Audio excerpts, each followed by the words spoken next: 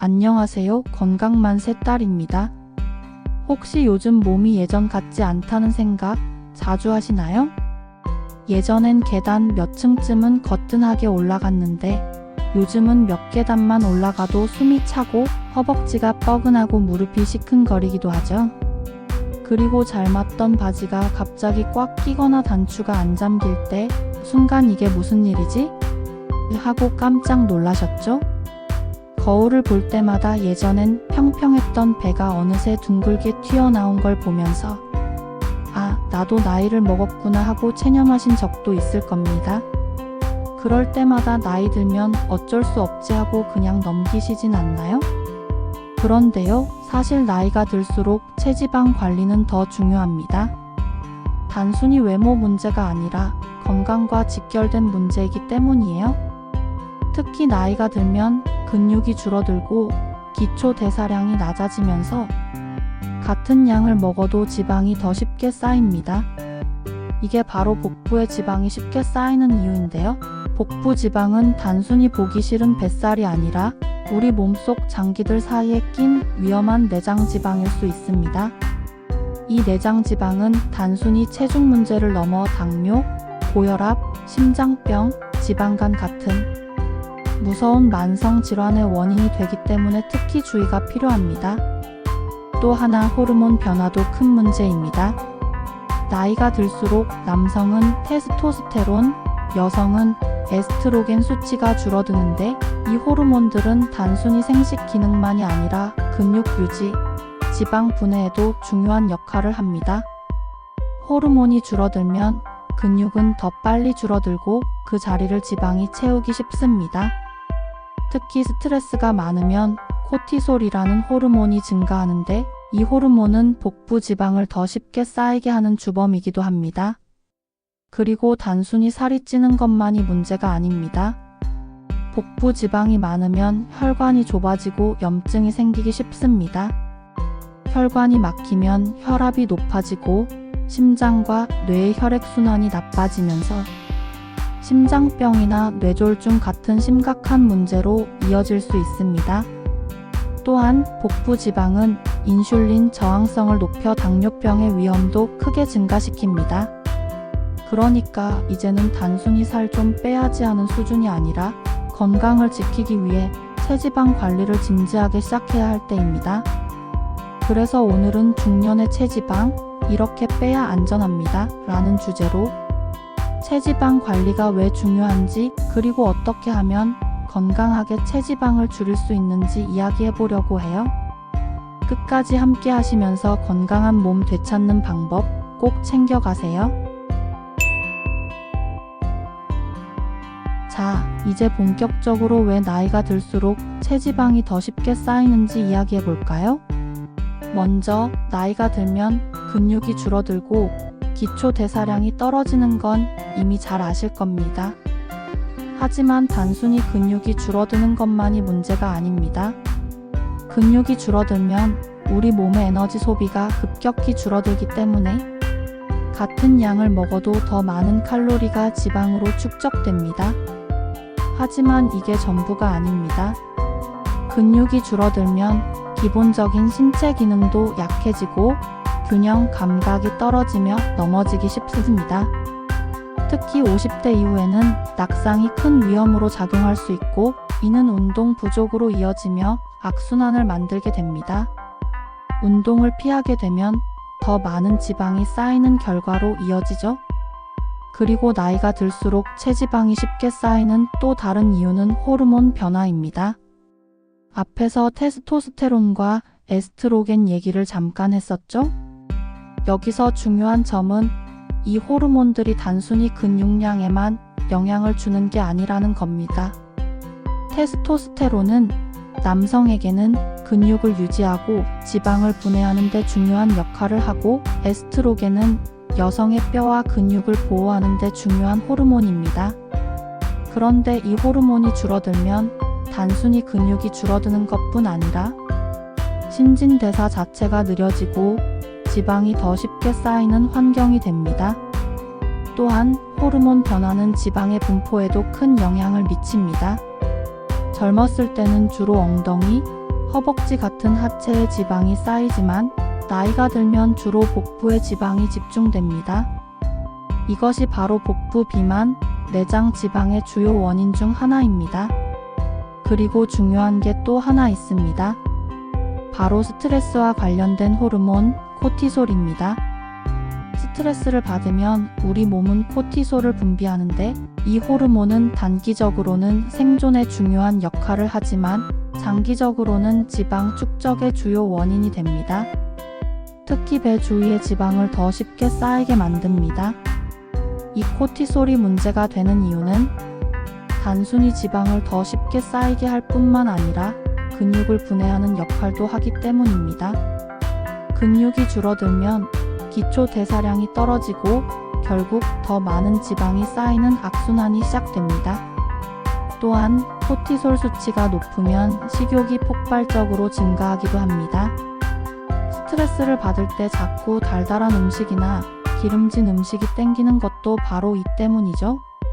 마지막으로 나이가 들수록 수면의 질도 떨어지기 쉬운데 이 또한 체지방 축적에 큰 영향을 줍니다. 잠이 부족하면 식욕을 억제하는 호르몬인 렙틴이 줄어들고 반대로 식욕을 자극하는 그렐린이 증가하게 됩니다. 이로 인해 밤늦게 폭식하거나 자주 간식을 찾게 되는 거죠. 결국 나이가 들수록 체지방이 쉽게 쌓이는 이유는 단순히 나이가 들어서가 아니라 근육 감소, 호르몬 변화, 스트레스, 수면 문제 같은 복합적인 요인이 겹쳐지기 때문입니다. 다음으로는 이런 복잡한 문제를 어떻게 해결할 수 있을지 체지방을 안전하게 빼는 방법에 대해 이야기해 볼게요. 기대해 주세요. 자, 이제 체지방이 단순히 보기 싫은 뱃살 문제가 아니라 실제로 건강에 얼마나 큰 영향을 미치는지 알아볼까요? 먼저 내장지방의 위험성입니다. 내장지방은 단순히 배를 불룩하게 만드는 지방이 아니라 우리 몸의 주요 장기들 사이에 끼어있는 지방입니다. 이 지방은 단순히 피부 아래에 있는 피하지방과는 완전히 다릅니다. 내장지방은 각종 만성 질환의 주요 원인이 되는 문제를 일으킵니다. 내장지방이 많은 사람은 당뇨병의 위험이 크게 증가합니다. 왜냐하면 내장지방은 인슐린 저항성을 높여 혈당을 조절하기 어렵게 만듭니다. 쉽게 말해 혈당을 낮추는 인슐린이 제대로 작동하지 못하게 방해하는 겁니다. 이로 인해 혈당이 급격히 상승하고 결국 제2형 당뇨병으로 이어질 수 있습니다. 또한 내장지방은 심장병의 주요 위험 요인 중 하나입니다. 내장지방은 단순히 지방 덩어리가 아니라 체내 염증을 유발하는 물질을 분비합니다.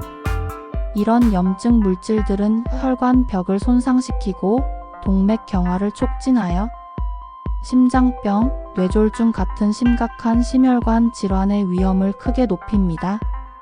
특히 복부 비만이 있는 사람은 심장마비나 뇌졸중 위험이 정상 체중보다 2배 이상 높다는 연구도 있습니다. 뿐만 아니라 내장지방은 고혈압의 원인이 되기도 합니다. 내장지방에서 분비되는 염증 물질은 혈관을 수축시키고 혈압을 상승시키는 호르몬의 분비를 자극하여 혈관 건강에 심각한 문제를 일으킬 수 있습니다. 이렇게 혈압이 계속 높아지면 심장에 더 많은 부담이 가해지고 결국 심장질환으로 이어질 수 있습니다. 그렇다면 복부 비만이 왜 특히 위험할까요? 복부에 쌓이는 내장지방은 단순히 보기 싫은 뱃살이 아니라 장기 주변에 쌓여 각종 장기의 기능을 방해합니다. 예를 들어 간 주위에 쌓이는 지방은 지방간을 일으키고 이는 간 기능을 크게 떨어뜨립니다. 간은 우리 몸의 해독과 영양소 저장을 담당하는 중요한 기관인데 이 기능이 저하되면 체내 독소가 쌓이고 면역력이 크게 떨어집니다. 또한 복부 비만은 면역력에도 큰 영향을 줍니다.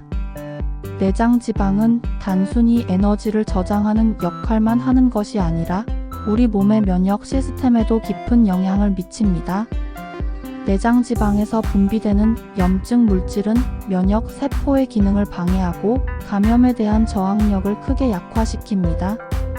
이로 인해 작은 감기나 염증도 쉽게 악화될 수 있습니다. 마지막으로 체지방이 많으면 단순히 신체 기능이 저하되는 것뿐만 아니라 정신 건강에도 영향을 미칩니다.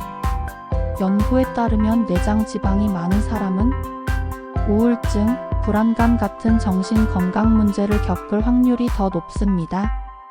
내장 지방에서 분비되는 염증 물질이 뇌의 신경 전달 물질에 영향을 미쳐 기분을 불안정하게 만들기 때문입니다.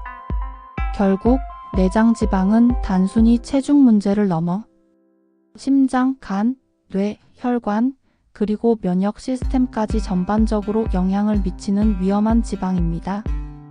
단순히 살을 빼는 것이 아니라 체지방을 줄이고 내장 지방을 효과적으로 관리하는 것이 건강한 노년을 만드는 첫걸음입니다. 다음으로는 이렇게 위험한 내장 지방을 안전하게 줄이는 방법에 대해 이야기해 볼게요. 기대해 주세요. 이제 체지방이 건강에 미치는 위험성을 알았으니 본격적으로 어떻게 체지방을 줄일 수 있는지 알아볼까요? 먼저 근육 유지의 중요성입니다. 나이가 들수록 근육이 줄어드는 것은 어쩔 수 없지만 이를 늦추는 방법은 분명히 있습니다. 근육이 줄어들면 기초 대사량이 떨어져 지방이 더 쉽게 쌓이기 때문에 근력 운동은 필수입니다. 무거운 역기를 들거나 격한 운동이 아니어도 괜찮아요? 가벼운 덤벨, 탄력 밴드, 스쿼트, 계단 오르기 같은 간단한 근력 운동만으로도 근육을 유지하는 데 큰 도움이 됩니다. 또한 근육을 유지하려면 단백질 섭취가 필수적입니다. 근육은 단백질로 이루어져 있기 때문에 충분한 단백질을 섭취해야 근육 손실을 막을 수 있습니다. 계란, 닭가슴살, 생선, 두부, 콩, 유청 단백질 같은 고단백 식품을 꾸준히 챙기는 게 좋습니다. 나이가 들수록 단백질 흡수율이 떨어지기 때문에 더 많은 양을 섭취하는 것이 필요합니다. 다음으로는 스트레스 관리입니다. 스트레스가 쌓이면 아까 얘기했던 코티솔이 증가해 복부 지방을 더 쉽게 쌓이게 만들죠. 그러니 스트레스를 줄이는 것도 체지방 관리의 중요한 요소입니다. 명상, 요가, 깊은 호흡, 가벼운 산책, 취미생활 같은 마음을 편안하게 해주는 활동을 꾸준히 해보세요.